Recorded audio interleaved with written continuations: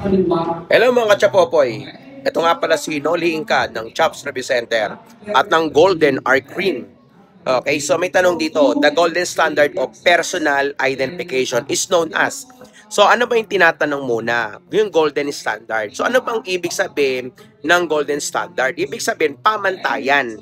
Okay, pamantayan na pagkilala sa mga tao or kinikilala mga tao. So, isa-isa natin. Fingerprint, 100% accurate yan. Ang DNA fingerprinting, 99% accurate yan. And also, forensic odontology. Siyempre, tanggalin nyo na ang karabot bembang. So, ano yung pinakatamang sagot yan? Fingerprint. Okay, so, ang fingerprint, talagang ginagamit natin talaga yan. Pero in case of burn body, sunog lahat, sunog. Hindi mo pwedeng gamitin ng fingerprint. Pwede DNA yan, DNA. Or even the forensic odontology or even the skeletal identification.